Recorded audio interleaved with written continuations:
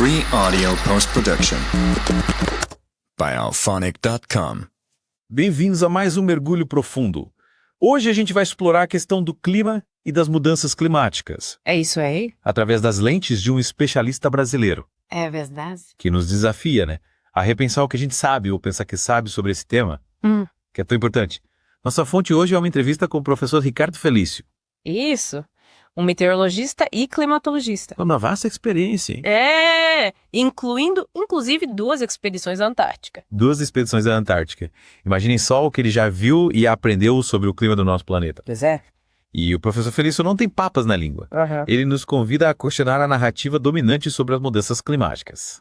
Começando com a ideia de que mudança climática, na verdade, é um pleonasmo. Ele argumenta que o clima está em constante mudança. Sempre esteve. E usar o termo mudança climática como se fosse algo novo ou excepcional, para ele é um erro de conceito. E ele vai além, desafiando a maneira como, muitas vezes, a gente simplifica a discussão sobre o clima. O professor Felício destaca que, para a gente entender o clima de verdade, a gente precisa considerar diversos fatores, tanto estáticos quanto dinâmicos. Isso, ele apresenta pra gente 4 fatores estáticos: latitude, altitude, maritimidade e continentalidade. Interessante. Ele argumenta que muitas vezes a gente ignora o óbvio. O local onde você está na Terra, né, influencia enormemente o clima. É verdade. Ele nos faz pensar, né? Será que às vezes a gente complica demais a questão climática, buscando explicações complexas quando as respostas podem estar bem debaixo do nosso nariz? Com certeza. E além dos fatores estáticos, o professor Felício nos apresenta 2 fatores dinâmicos: as massas de ar e as correntes oceânicas. E aqui ele faz uma crítica bastante contundente. Que crítica é essa? Ele argumenta que a gente dá muita atenção às massas de ar, mas negligencia a complexidade das correntes oceânicas, que ele chama de o maior reservatório de ignorância da humanidade. Nossa, que frase impactante. E faz muito sentido quando a gente pensa na vastidão dos oceanos, né? E como a gente ainda sabe tão pouco sobre eles. As correntes oceânicas desempenham um papel crucial na distribuição de calor pelo planeta. E a dinâmica complexa delas ainda é um mistério para a ciência. Então, se a gente ignora essa peça fundamental do quebra-cabeça, como que a gente pode afirmar que a gente tem uma compreensão completa da dinâmica climática? O professor Felício nos leva então a questionar se a gente está realmente olhando para o quadro completo. E nos convida a considerar a história climática da Terra em uma escala muito maior. Sim. Ele nos lembra que a Terra passou por ciclos de eras glaciais e interglaciais ao longo de milhões de anos.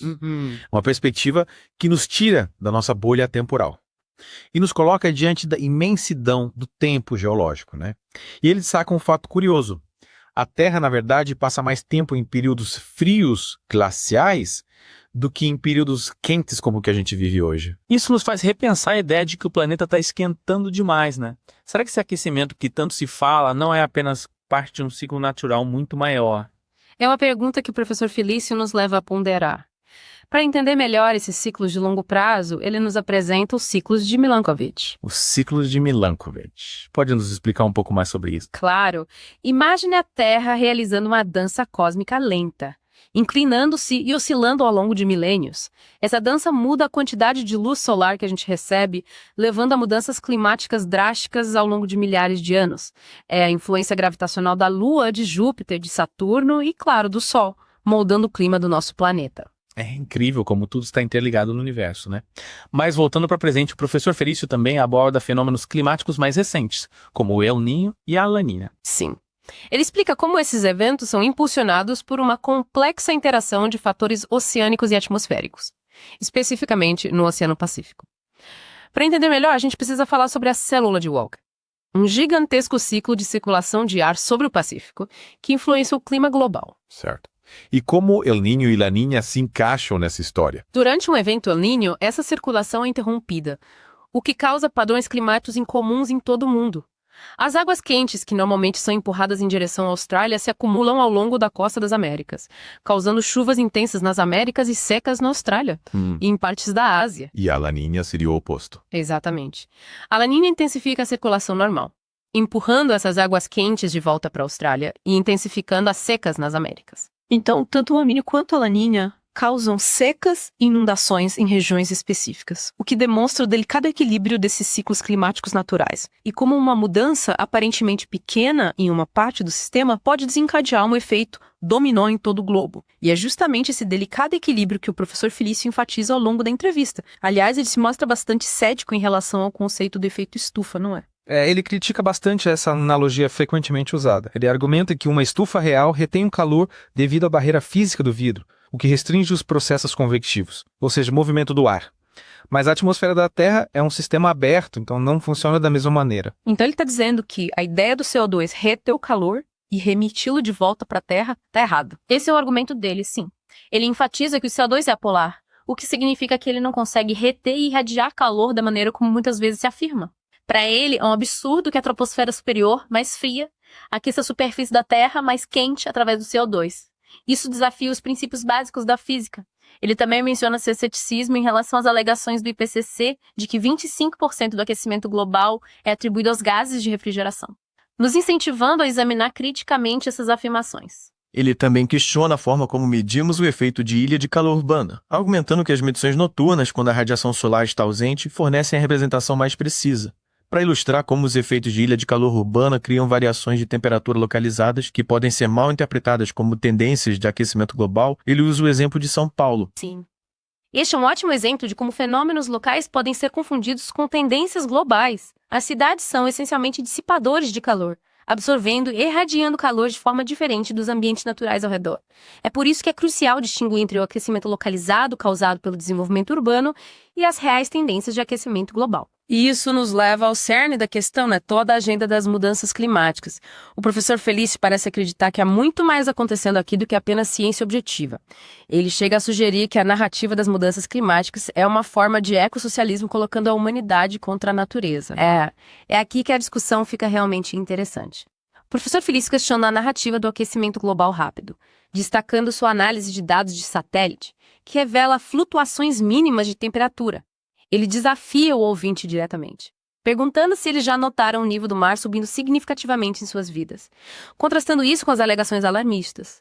Ele também aponta as agendas políticas e econômicas ligadas à narrativa das mudanças climáticas. Então, o que tudo isso significa? A gente está sendo enganado sobre a verdadeira natureza das mudanças climáticas. Essa é a pergunta que o professor Felício quer que a gente pondere. Ele não está dizendo que a mudança climática não é real, mas está nos incentivando a olhar além das narrativas simplificadas e considerar a complexa interação de ciclos naturais, agendas políticas e interpretações científicas. Essa tem sido uma imersão profunda, verdadeiramente fascinante. A perspectiva do professor Felício é definitivamente instigante, para dizer o mínimo. Com certeza. Suas percepções sobre a natureza cíclica das mudanças climáticas, a dança complexa entre as correntes oceânicas e os padrões atmosféricos, e a importância do pensamento crítico ao avaliar alegações científicas são incrivelmente valiosas. Principalmente em um mundo onde a informação e a desinformação está tão prontamente disponível. A gente tem muito o que pensar aqui, e espero que isso tenha despertado alguma curiosidade em você também. Na parte 2, a gente vai se aprofundar ainda mais nas ideias do professor Felício sobre as complexidades da ciência do clima. Até lá! Continuando nossa imersão nas ideias do professor Felício, um dos aspectos mais intrigantes da análise dele é a crítica à forma como os dados climáticos são utilizados, e na visão dele, manipulados para sustentar uma narrativa específica. Ele questiona a ideia, de que os dados comprovam de forma inequívoca a tese do aquecimento global causado pelo homem. Ele argumenta que a grande maioria dos dados de temperatura da superfície terrestre vem de estações meteorológicas localizadas em áreas urbanas, ou próximas a elas, que, como já discutimos, estão sujeitas ao efeito de ilha de calor urbana. Exatamente. E ele argumenta que essa escolha de localização das estações cria um viés nos dados. E o professor Felício afirma que esse viés não tem sido considerado adequadamente, o que leva a uma superestimação das tendências de aquecimento global. Então ele está dizendo que os dados são distorcidos por causa de onde a gente está medindo a temperatura. E que essa distorção faz parecer que o planeta está esquentando mais do que realmente está. Essa é a argumentação dele, sim. E ele também levanta preocupações sobre os ajustes feitos nos registros históricos de temperatura. Ajustes? Que tipo de ajuste? Ao longo do tempo. As estações meteorológicas são realocadas. Os instrumentos são trocados. Vários outros fatores podem afetar a consistência das medições de temperatura. Então, ajustes são feitos para levar em conta essas inconsistências, e criar um registro contínuo e homogêneo. Mas o professor Felício argumenta que alguns desses ajustes, na verdade, introduziram um viés adicional nos dados. Ele acredita que a maneira como a gente está corrigindo os dados está, na verdade, tornando eles menos precisos. É o que ele acredita, sim. Nossa, parece uma acusação séria. Ele sugere que alguns desses ajustes acabaram exagerando a tendência de aquecimento. Mas se a gente não pode confiar nos dados de temperatura da superfície, o que a gente deve usar? Afinal, a gente precisa de dados confiáveis para entender o que está acontecendo com o clima do planeta. O professor Felício aponta os dados de satélite como uma fonte mais confiável de informações sobre as temperaturas globais. Os satélites medem a temperatura da Terra e do espaço desde o final da década de 1970, fornecendo uma visão mais abrangente e menos tendenciosa do clima do planeta. E o que os dados de satélite mostram? Segundo o professor Felício, os dados de satélite mostram flutuações de temperatura muito menores do que os dados de temperatura da superfície. Para ele, isso sugere que a tendência de aquecimento tem sido exagerada. Essa discrepância entre os dados nos leva a uma questão crucial, né? Se os dados estão sendo manipulados, ou pelo menos interpretados de forma a favorecer uma agenda específica. Qual seria essa agenda? O professor Felício acredita que a agenda das mudanças climáticas é impulsionada por uma combinação de fatores, né? Incluindo ideologia política, interesses econômicos e um desejo de controlar recursos e limitar o desenvolvimento humano. Ele não mede palavras. Chega a chamar essa agenda de uma forma de ecossocialismo. Exatamente. E ele sugere que essa agenda visa, em última análise, limitar as liberdades individuais e impor um controle centralizado sobre a sociedade.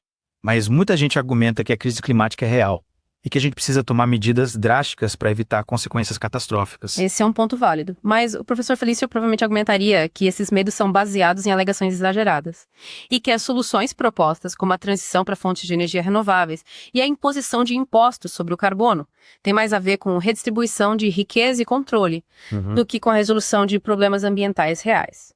Ele levanta algumas questões interessantes sobre as implicações econômicas e políticas, né, do movimento de combate às mudanças climáticas. Por exemplo, ele fala sobre como a busca por fontes de energia renováveis é frequentemente impulsionada por subsídios e mandatos governamentais, que beneficiam certas indústrias, enquanto prejudicam outras. Sim. E ele também destaca o potencial dos impostos sobre o carbono, de impactar desproporcionalmente indivíduos de baixa renda e países em desenvolvimento. Ele chega a dizer que a agenda das mudanças climáticas é uma forma de neocolonialismo. Sim. Ele argumenta que as nações ricas estão usando a mudança climática como pretexto para impor sua vontade aos países em desenvolvimento, restringindo seu acesso à energia e impedindo seu crescimento econômico. Nossa, essa discussão está ficando bastante complexa. Acho importante lembrar que as visões do professor Felício são definitivamente controversas e que muitos cientistas e formuladores de políticas discordariam da avaliação dele da situação. Sem dúvida. É fundamental abordar essas ideias com um olhar crítico e considerar todo o espectro de perspectivas sobre essa questão complexa. Ele também fala sobre como o foco no CO2, como principal motor da mudança climática, levou à negligência de outras questões ambientais importantes, como o desmatamento, a poluição, a perda de biodiversidade. Esse é um ponto importante. Embora a redução das emissões de CO2 seja, sem dúvida, importante, é essencial lembrar que os desafios ambientais são multifacetados e interconectados. Concentrar-se apenas no CO2 pode nos distrair de lidar com essas outras questões críticas, né? Que também exigem nossa atenção. Tô começando a entender o que você quis dizer. Quando eu disse que o professor Felício oferece uma perspectiva refrescantemente diferente, ele está realmente nos desafiando a questionar muitas posições sobre a mudança climática e suas causas. Com certeza. E mesmo que você não concorde com tudo que ele diz, os argumentos dele nos forçam a pensar mais profundamente sobre essas questões e a considerar a possibilidade de que talvez haja mais nessa história do que nos é contado. Se a gente está se afastando dessa visão centrada no CO2, né, como o grande vilão da mudança climática, para quais outros fatores o professor Felício acredita que a gente deveria direcionar nossa atenção?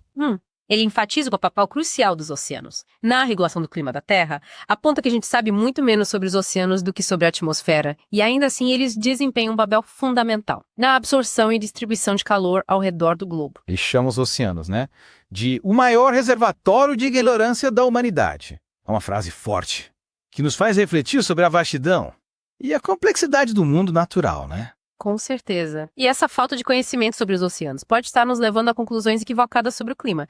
Ele sugere que a gente precisa investir mais em pesquisa oceanográfica se a gente quiser realmente entender como o sistema climático funciona. E ele destaca a importância da gente entender as correntes oceânicas, né? Exatamente. Ele argumenta que as variações nas correntes oceânicas podem ter um impacto muito maior no clima regional e global do que as mudanças nas concentrações de CO2. Ele nos leva, então, a questionar, né? Se a gente está realmente focando nos fatores mais relevantes. Quando a gente discute as mudanças climáticas. E você lembra quando ele mencionou a ideia de armas climáticas? Fiquei intrigada com essa parte da entrevista. Sim. Essa parte nos leva ao terreno da geoengenharia. E do potencial, né? De manipulação intencional do clima. Confesso que essa ideia me deixa um pouco apreensiva. Manipular o clima parece algo saído de um filme de ficção científica, com consequências imprevisíveis. É compreensível sua preocupação. O professor Felício não entra em detalhes sobre o funcionamento dessas armas climáticas, mas sugere que existe tecnologia capaz de alterar os padrões climáticos, potencialmente para fins militares ou estratégicos. Essa possibilidade levanta sérias questões éticas e geopolíticas, né? Quem controlaria essa tecnologia? Quais seriam os impactos a longo prazo da manipulação do clima? Sem dúvida. O professor Felício nos alerta para o perigo do uso indevido dessas tecnologias, destacando as implicações éticas e geopolíticas de controlar algo tão poderoso quanto o clima. Ele chega a mencionar exemplos históricos de tentativas de manipulação do clima, como o projeto Popeye, durante a Guerra do Vietnã, onde a semeadura de nuvens foi usada para tentar aumentar as chuvas e atrapalhar as linhas de suprimentos inimigas. Lembro de ter lido sobre esse projeto. É impressionante como a ambição humana pode nos levar a tentar controlar até mesmo a natureza, né? Mas isso me faz pensar, né, que tipo de tecnologias de alteração climática estão sendo desenvolvidas hoje.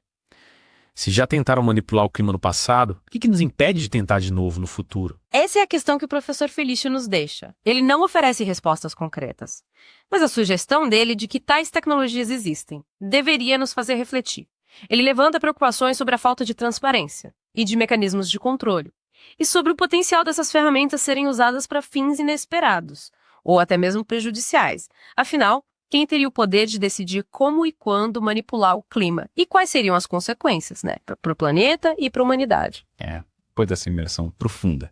Na entrevista com o professor Felício, qual a sua principal conclusão? O que mais te impactou nessa conversa? Eu acredito que o mais importante aqui não é definir se o professor Felício está certo ou errado em todas as afirmações dele, mas sim o fato de ele desafiar a narrativa dominante sobre a mudança climática e nos forçar a pensar criticamente sobre a informação que a gente recebe. Ele nos lembra que a ciência não é um dogma, mas um processo contínuo de investigação e questionamento. Ele nos provoca a questionar, né? Se o aquecimento global é realmente essa ameaça iminente que nos é apresentada. Ou se a gente está sendo levado a conclusões precipitadas, com base em dados incompletos, ou até mesmo manipulados. Exatamente. Ele nos convida a buscar diferentes perspectivas, a questionar as verdades estabelecidas e a formar a nossa própria opinião sobre as mudanças climáticas, com base em uma análise crítica e abrangente das evidências. É fundamental a gente ter vozes dissonantes, como a do professor Felício no debate sobre as mudanças climáticas. Essas vozes nos impedem de cair na complacência, ou de aceitar cegamente o status quo.